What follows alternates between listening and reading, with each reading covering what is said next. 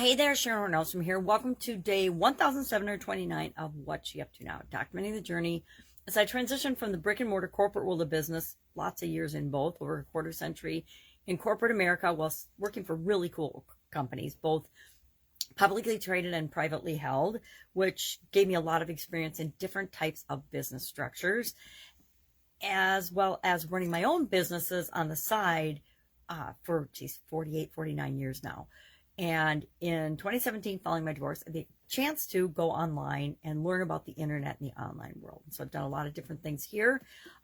Some epic failures, absolutely crashed and burned, like so many. Whenever we're starting out something new, we don't just jump into something and then the first time we try it, it works. I wish it was that way, but no, I don't. I don't wish it was that way.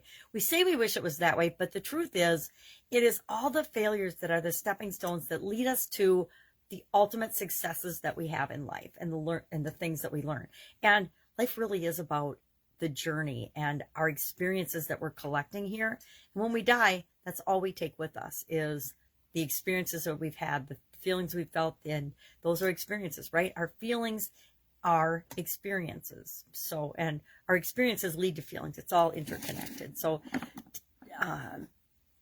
today, our couple pieces of content that I created this morning already are for the BU 365-day challenge. Our annual challenge this year is to do one thing every day that improves us in some way, shape, or form. And so we're spending a couple weeks on paradoxes. I found a cool list of paradoxes. When I find something that I think is interesting and thought-provoking, I like to share it. And so today's paradox is what I call the persuasion paradox. And it basically says that the more you argue with someone, the less likely you are to convince them of your perspective. So the more we try to push against something and someone's ideas, their own ideas, the less likely they are to change their mind, right? Maybe you've found that out in disagreements you've had with coworkers or significant others or children in the past. The more I try to convince my kids to do something, because based on my past experience, I know that would be the best course of action for them, the more they'll resist and argue against the thing that I am arguing for.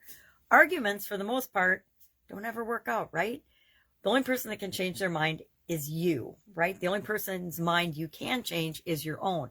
You can't change anybody else on the planet's mind. You might persuade them or overwhelm them or overpower them, but they have to personally decide, okay, I agree. I'm going to change my mind about this. I'm going to change my point of view or my perspective about this. You can paint a picture. You can tell stories. You can explain to them your perspective, hopefully in a way that they'll understand. But there's nothing that says they have to agree with you, right? I actually like it when people don't agree with me. I might get a little ruffled. My feathers might get a little ruffled, but I really appreciate it because I know that anybody disagreeing with me is reminding me to look at the bigger picture and to look at the situation and the world from different points of view, because we all have different perspectives, different points of view on everything. So today's paradox, I think, is a fun one and a good reminder to, mind our own business and know that it's not our job. And it's really hard, especially when we're having elections here in America.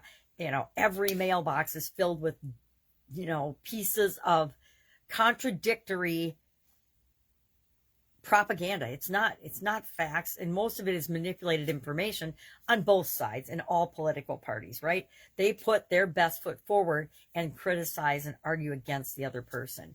And when we're seeing this day in and day out in the news and in the media and on social media and with people that we're having discussions with, it feels like arguments are the way to go. But the truth is, you're never going to argue your way into, even in debates and negotiations, you're not going to disagree your way into getting what you want, unless using unethical, immoral, often illegal activities. And I don't recommend those for anybody.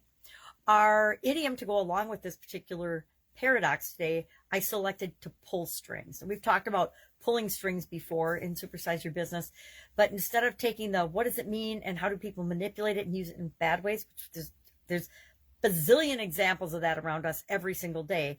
How can we use pulling strings in a way to build and grow, and the best ways to use it to grow and build and supersize our business? We talked about that today. And there are ways, right? Everything, we live in a we live in a universe. So I guess it is kind of bipolar. There's pluses and minuses to everything. Things just are happening, and it's up to us to decide if they're positive or negative for us. And what's positive for us might be negative for someone else. What's negative for someone else might be absolutely positive and advantageous for us. That's the nature of living in a polar universe. So, or a polar world. If I can help you in any way, hit me up and ask. Otherwise, busy time of year for me, getting ready to travel in a couple of weeks, and I am absolutely, utterly not yet prepared. I'm always prepared, but I will be prepared. But right now, if I think ahead about it, I'm like, yikes, I'm not prepared at all. So things to do for that, things to do to meet my other commitments. But if I can help you anyway, ask. I like to say 5 minutes. I can make 5 minutes for anyone that's willing to ask. Have a great day, and I'll, of course, be with you tomorrow.